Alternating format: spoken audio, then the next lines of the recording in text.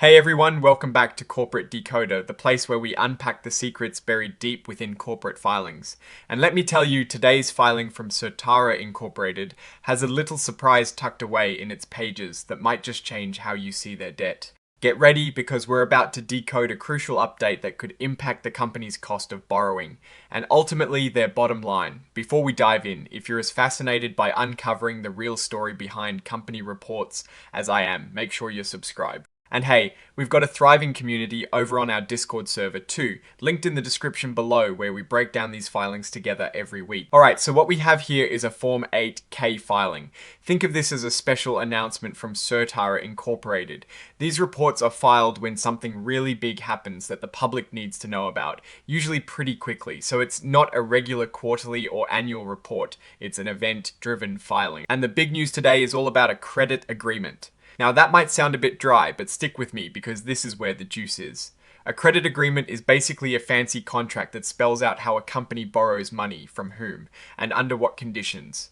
Certara has just made a significant change to this agreement, specifically the Sixth Amendment. That means this isn't the first time they've tweaked how they manage their debt. So, what did this Sixth Amendment do? Well, the key takeaway is that it is expected to lower the company's cost of borrowing. They're calling it a reduction in the applicable rate.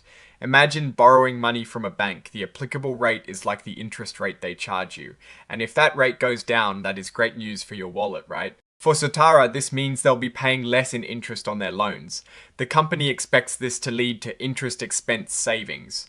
So less money going out for interest payments means more money potentially for investing in the business or going to profits. Now, how did they achieve these savings? They did it by setting up something called replacement term loans. These are essentially new loans designed to pay off or refinance their old ones. And the interest rates on these new loans are pretty specific. They have two options. One is tied to something called the term SOFR rate plus a margin of 2.75%.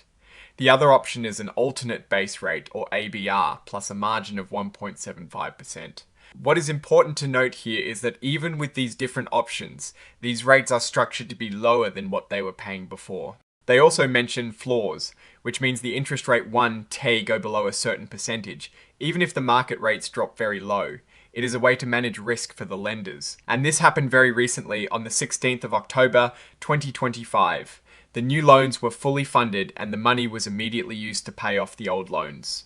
This is a common strategy for companies when interest rates are favorable, like they appear to be here for Certara.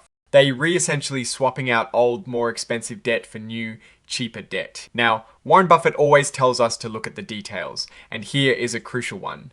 While the interest rates have changed for the better, most of the other important terms of the loan, things like guarantees, collateral pledged, and promises the company makes to the lenders remain largely the same. This tells us the core structure of their borrowing hasn't fundamentally altered. They've just gotten a better deal on the interest. This is generally a positive sign as it suggests they aren't having to give up more control or assets to secure this refinancing. This next item, 2.03, is basically saying that because they entered into this new credit agreement, it creates a direct financial obligation for Certara. That makes sense. They are now on the hook for these new loans and the interest payments. It's the standard reporting language when a company takes on new debt. And if you want to see the nitty-gritty, all the legal jargon and the exact terms, they V-filed the actual Sixth Amendment document as Exhibit 10.1. This is where you defined every clause and sub-clause.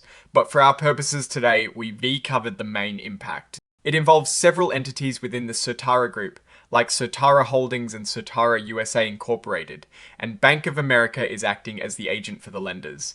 Now, let us put on our investor hats and think about what this all means. Certara Incorporated has successfully refinanced a portion of its debt to achieve lower borrowing costs.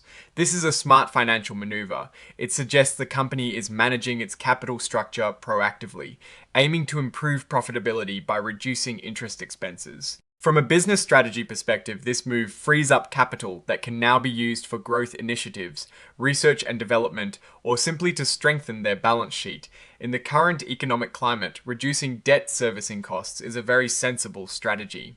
It is like getting a better deal on your mortgage, allowing you to save more or invest elsewhere. However, we should always be mindful of the overall debt picture. While lowering the cost of existing debt is good, it doesn't eliminate the debt itself. We need to look at their overall leverage ratios and compare them to industry peers to get a complete picture of their financial health. But based on this filing alone, the immediate impact appears to be positive, a step towards greater financial efficiency. So, what is the verdict on Certara's latest financial maneuver? They're replaying smart by actively seeking to reduce their interest expenses. This shows they refocused on optimizing their capital structure and improving their financial efficiency. It's a strong indicator of prudent financial management. Alright, that is our quick decode of Certara Incorporated's latest filing. What do you think about these debt refinancing moves? Does it make you more confident in the company's financial direction? Let me know your thoughts in the comments below. If you found this breakdown helpful, please give it a thumbs up and subscribe for more regular insights into corporate filings. And don't forget to join our Discord community, we'd love to have you. Thanks for watching, and I'll see you in the next video.